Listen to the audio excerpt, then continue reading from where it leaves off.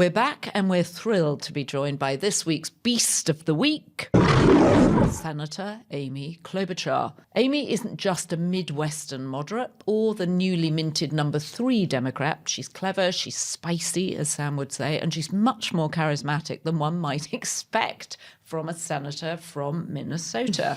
Al Franken used to refer to himself, remember Al Franken, as the second funniest senator from Minnesota, making Klobuchar number 1. She's the daughter of a teacher and a newspaperman, the first woman elected to the Senate from her state, and a Bob Dylan fan, as we saw in her powerful inauguration speech a few weeks ago.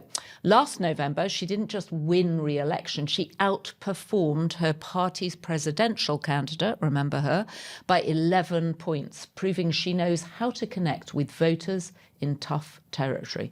She deserves a Golden Globes. Oh my gosh. Senator Klobuchar, I can't believe you're talking to us today. Thank you so much for making time. I know you're not busy. Nothing much is happening. I'm going to speak at midnight, so I have plenty of time. Oh my God. We are doing a 30 hours through the night against the OMB nominee, Vote, as in don't vote for Vote. His last name is Vote.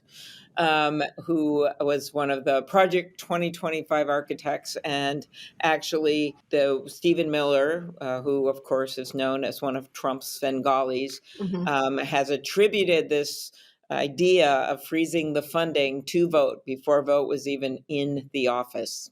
Wow. Well, how are we going to keep you awake for 4 years straight? Like, what's the strategy? I don't need a lot of sleep. Okay, that's good. Like that. You're Yes, not going to get any. Like that. Are you still capable of being shocked? Because I thought that I could no longer be shocked, and I was so surprised that everyone just towed the line on RFK Jr., Tulsi Gabbard. I was actually surprised when you looked at some of those nominees. Yeah. Kash Patel is coming down the track, and there seems to be no opposition. You had Pete Hegseth. There was 2 senators, of course, or 3 that voted against him on the Republican side. But our Democrats have, when it comes to these really big ones that have been clearly unqualified, have been very strong in our opposition. But again, it's the numbers, do the math. Yeah. They can get these nominees through with 51 votes, beginning and end of story, and they have those votes. So there seems to be so much going on right now, so many confirmations, so many extraordinary policies by the president and then Donald Trump. What should we be focusing on, Senator? And, if you were to prioritize the things that are worrying you, what are they? Well, I think the first is that we have to realize that this isn't business as usual. This isn't just one person you disagree with that you debate. This is a complete constitutional power grab. And unless you realize how bad it is, you're not able to, I think, cope with what the answers are. So that's the first thing. The second thing is a little different. You need to go back to what the basics are and where the American people are, right?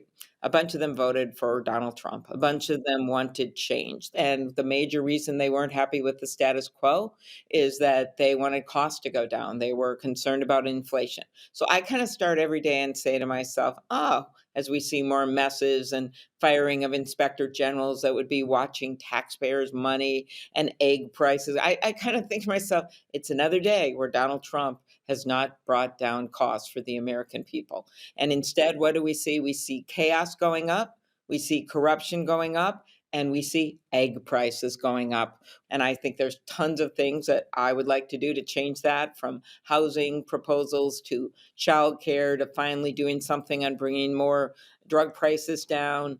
But what they're doing is the opposite. They are trying to help their billionaire friends and Elon Musk at the expense of helping the American people. Right. I mean, he governs by distraction. Today, he wants to turn Gaza into the Riviera of the Middle East. Yesterday, Canada was the 51st state. Like, have you thought about what that would do to the Electoral College? Oh my God. Oh, yeah. I mean, actually, never mind. Canada, snappy new states, Canada, Panama, and Greenland.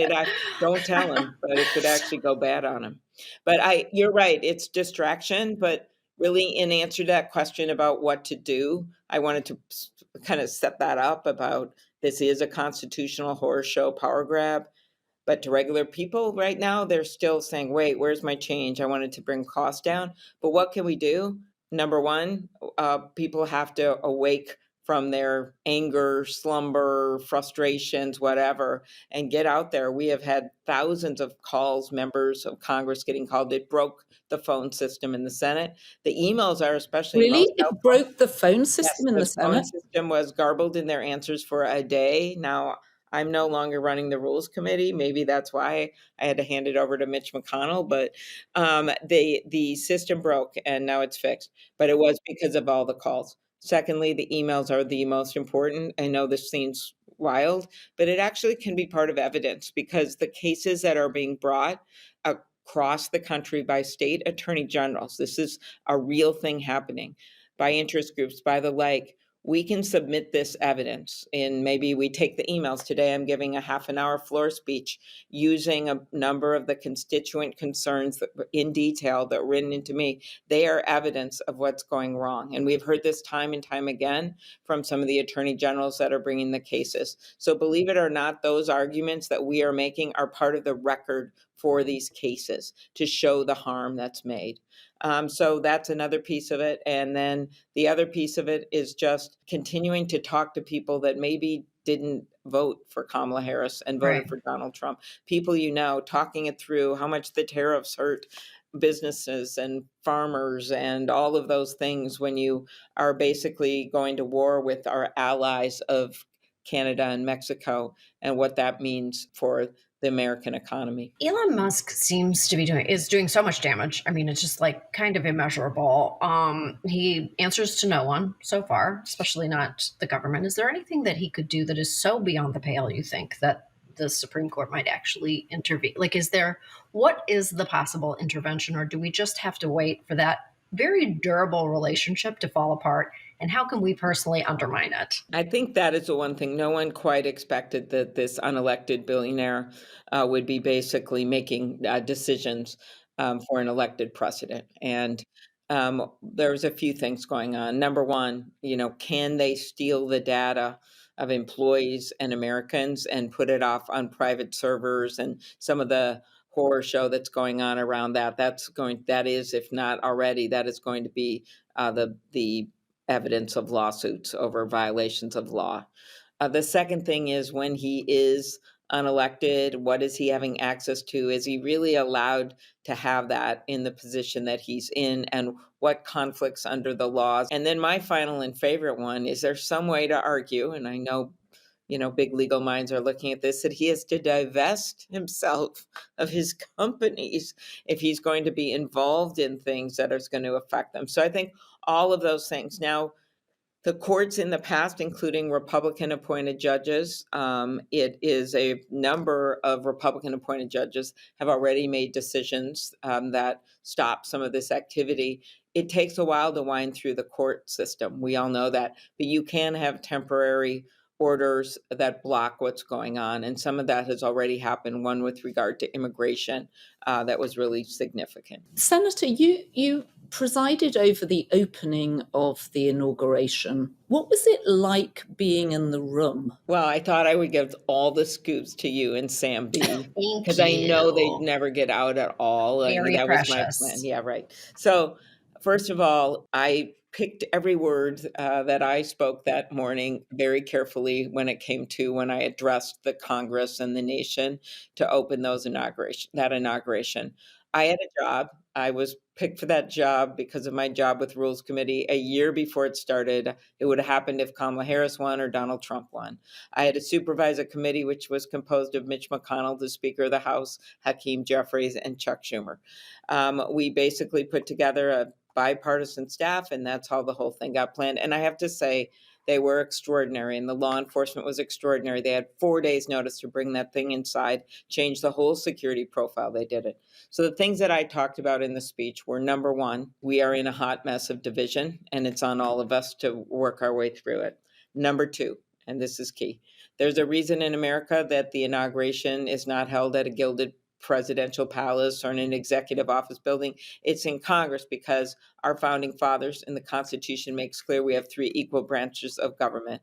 And that's the one that turns out to stand the test of time, we hope in reality, in what Donald Trump is testing right now, legally and in every which way, by taking money that Congress has already appropriated for very important functions. Number three, and this was my favorite part. When he moved it inside, I thought, we're going to have a room. I never really knew that all the oligarchs would be standing together, but I thought this is a room of power, right? But the power in that room of the elected officials doesn't come from in that room. It comes from outside of the room. And that's what we have to remember. And you've got both the Democratic base, which is ignited now and is getting more and more involved. Right.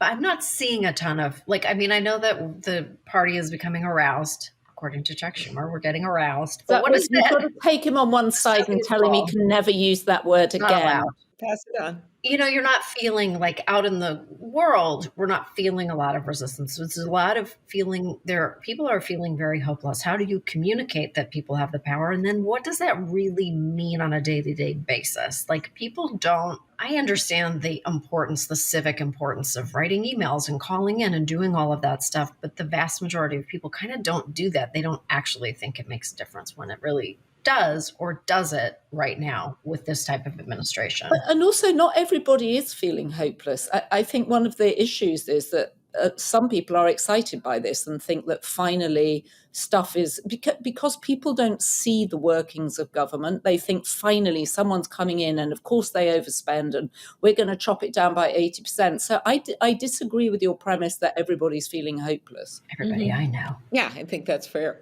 I was talking just the people in the middle that are going, wait a minute, there are people like that. And then there are people in the base of Democrats who are getting very, very upset and realizing maybe I can make a difference. That thing. So I think the first thing is that people have to kind of get out of thinking this is that I can do nothing. I make no difference. I just don't think that's true. There's only a few vote right now, 2 vote margin in the House of Representatives on the other side of this Capitol. So you can make a difference when it comes to getting involved in elections. I think that the other way that people can make a difference is by talking to each other and not just looking at their phones all the time.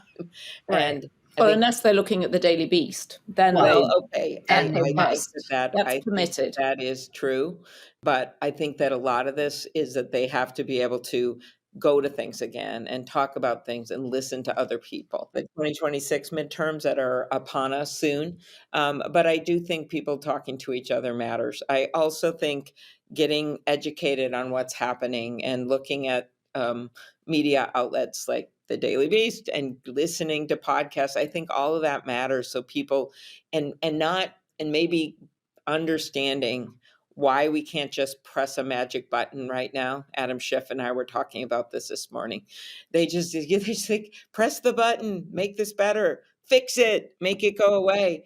I think we all know we have to be in this. And the Democrats are in this right now in Congress, but we're in it for the long haul. Out of all of them, who do you hope does not go through the most? Can you identify one of those very provocative picks that you're just like, if this goes through, I don't know what to do. I have no choice. I must keep going. But I think one of the hardest ones is Kash Patel. Right. By the way, after the Kash Patel hearing, you think about what you try to do to get your head out of it. So on Saturday morning, I was in Minnesota and I went to the Container Store because I decided I had this drive to reorganize the coffees and the teas and the, everything I had in these cupboards. My husband just keeps throwing things in them. So I'm in line at the Container Store. I know there's not a lot of those left, but there is one in Minnesota. And I'm in line and the clerks are there and they're really friendly. And all of a sudden this total stranger comes up with her big cart. And I've got this big cart of all these baskets and boxes. And she goes, I know why you're here, Amy Klobuchar. And I go, why? And I'm like, oh man, what is this?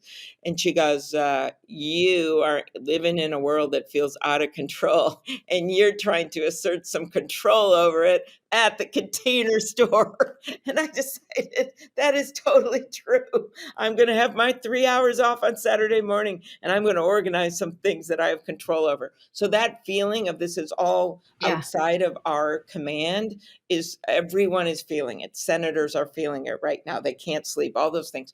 But I just need people to know that we are in this so big in these ways. We're in it with the courts and helping however we can on litigation, which is probably the ultimate way we're going to stop this. We're in it for trying to encourage and bugging and prodding our Republican colleagues to vote with us whenever we can and waiting for that glorious moment when they do. We can't do anything about it till they do, but we can keep calling it out and calling it out.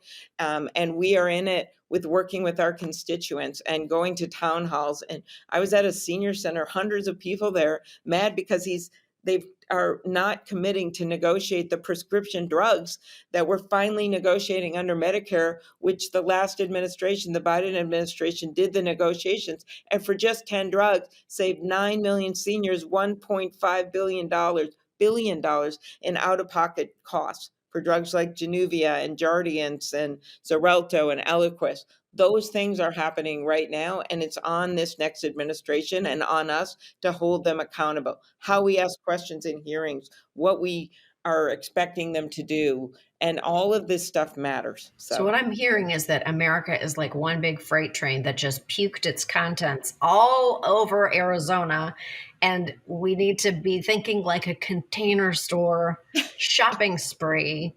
No, not a shopping spree. Compartmentalizing. That's not what that story is. That is a shopping spree. You're just adding more stuff. Okay. This is trying to like take what you got, Containment.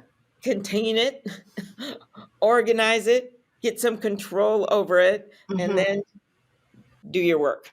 So because we have to accept that this is like a really hard situation. Yeah. And we try to control what we can, try to take breaks from it when we can. But when for us, the leaders, we don't really have a choice. By the way, another thing that motivates me is the new members. You know, we've got Adam Schiff in the Senate. We've got Andy Kim out of New Jersey that replaced Bob Menendez. We've got Alyssa Slotkin from Michigan, Lisa Blunt Rochester. We've got Angela Alsobrooks from Maryland. I've got these new cool people that I get to work with that make me feel better and make me better. And we have that same thing happen in workplaces across America. When you get involved in politics, there's always new young people that are involved.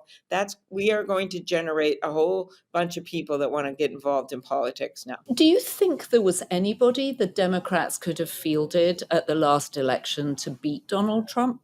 That, looking backwards, you always hope there was someone. I mean, who knows? I don't know. I can't spend my time looking backwards. Kamala could not have been better in that debate, Kamala Harris, okay, to be really clear. I talked to many seasoned debaters who've run for president before who agreed with me on this. She was phenomenal.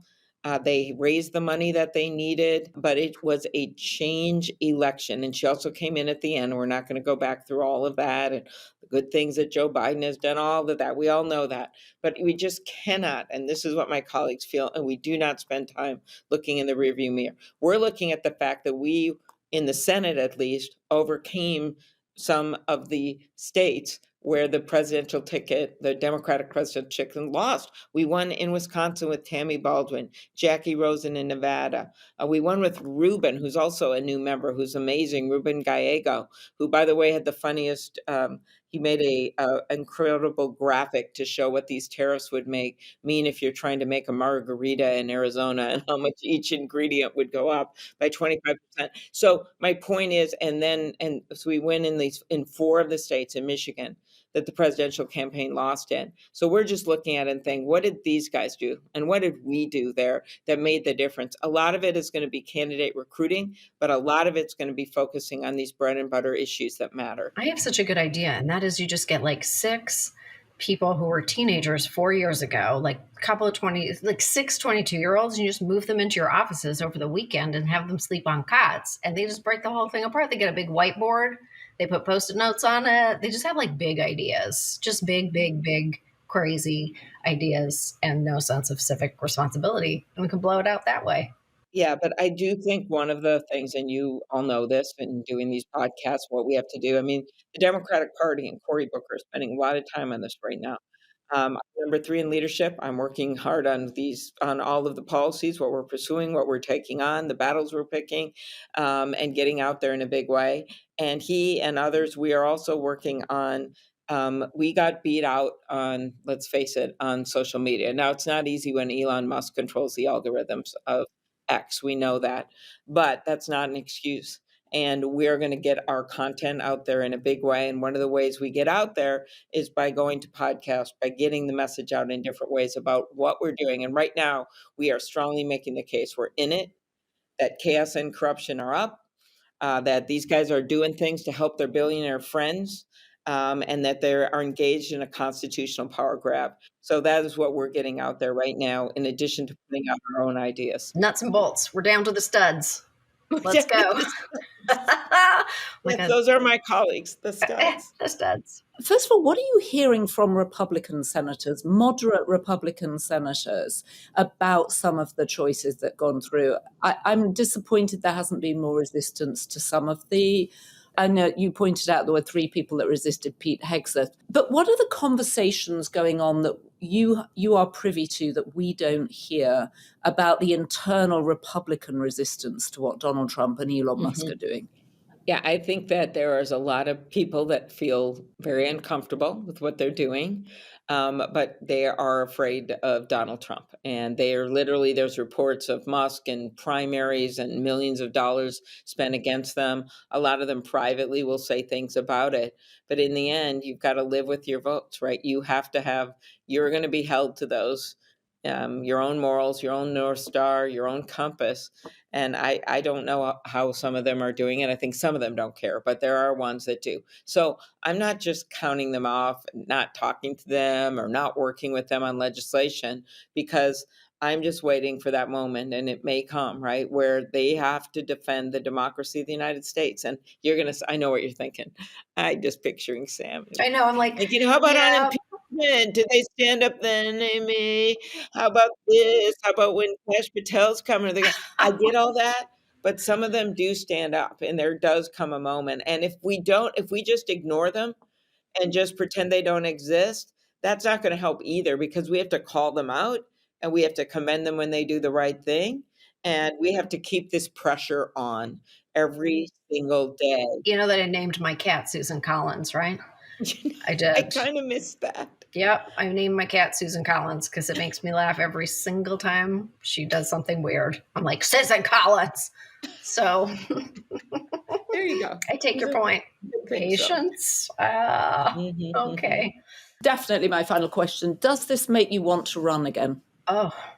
I just ran. I ran for the United States Senate. I know. You got 11 points over the Democratic presidential candidate. You romped home. You're a very popular senator, I should say. Does this make you want to run again as leader and potential president? Right now, I am focused on in the moment. I literally can't think of a more important job right now. You're going to be up for the next 30 hours. The House. No, we have to focus on now, because literally people are dying, as you know, overseas because of this cutbacks from USAID. People are dying. You have got our democracy, and if all these federal employees either decide to take this made up buyout that may or may not be true, and we lose epidemiologists at the USDA, if we lose key people, it is really hard to get people back into those agencies as we're facing avian flu and the like. I believe in an independent judiciary, but I also believe in independent law enforcement making decisions, Justice Department, all that's on the line right now. So I can't think of a better place to be, even though it means I have to go to the Container Store. We need to send you a mobile cappuccino truck to keep you awake for 4 solid years. I have plenty of energy. Okay. Yeah, you look aroused. You look thoroughly aroused. Actually, can you imagine organizing all these senators who maybe a few of them have egos, right? And he has really been leading us down this, and we are really focused right now on litigation, legislation, on oversight, and then, of course, on our constituents and making our voices heard. So the arousal is palpable. All right. Thank you so much for this Thank time. you very Okay. much. Thank you very much. And come back and give us a sit rep in a few months, please. Okay, we will do, let's see how we are. We'll do a little, 3 months look back. Okay. Yeah, that we're going to need check-ins if we're all Yeah, still we'll here. check, and then you'll play old clips of me saying that, hey, no, people just need to hang in there, really. I'll show you my own organized closet. Okay, Yeah. that'll be good. I think you need to go and organize the entire group of Democratic senators at this Kinda point. what You I'm need them all in container store boxes. We're actually doing a lot of organizing. I do hope you've seen everyone out there. I mean, they've been doing a lot, so. Well, thank All you right. so much for your time. Okay. Yeah, thank you very much. All right, thanks. I just love the idea of her in the container store. I find that so relatable. I don't even know what to tell you. Container store is just one of my favorite places to go when I'm feeling all over the place. Like is that the cri de coeur of the menopausal woman? It's just like the place I feel safest is where little boxes are that I can put pencils and lipsticks into. Well, it does feel like the perfect antidote to the chaos and the noise and the broiness of it. Does feel like we're living through bro performance art. We really are. And I don't know. I don't know what to do about it. I look at, there's this great, I think it's called, there's this really great short story by Margaret Atwood. And it's called Dusting the Oldies, I think. It's part of the Stone Mattress series of short stories. I think it's called that, but I'm probably wrong. And it really is about, obviously dystopian speculative fiction about the end of the world. And basically it's all the young people, all the young men in particular, burning down all the old folks' homes. Oh my God. And that is how just kind of getting rid of older people. And that is what I see when I look at like young, like fresh out of college people fucking around in people's medical records. And it's dystopian to me. It's dystopian to me. That was not an uplifting download. But you should read that story. And I do feel like that's the energy that I get from all these like tech people, that they really just don't care. They don't have no regard. There's no regard for human life. I don't know. I find it scary. I find it dystopian. Well, there's clearly a lack of empathy and a lack of good messaging too. Because even if people voted for this level of disruption, the messaging should be better than my billionaire friend has moved in with his 5 lost boys and they're just dismantling everything and helping themselves to your data. Yeah, well, some things worked just fine and they don't require disruption. When everything is primed for disruption, then I don't know what we have. There are just some things that government is for. Anyway, sorry. This is my very Canadian I think opinion. you need to go and feed Susan Collins. And myself. Yeah, you need another cream donut. It's time for another cream donut. If you start the day with a cream donut, end the day with a cream donut, what's not to love? I just want the cream. I don't even need the donut part. I'm just going to lick the cream right out of the center.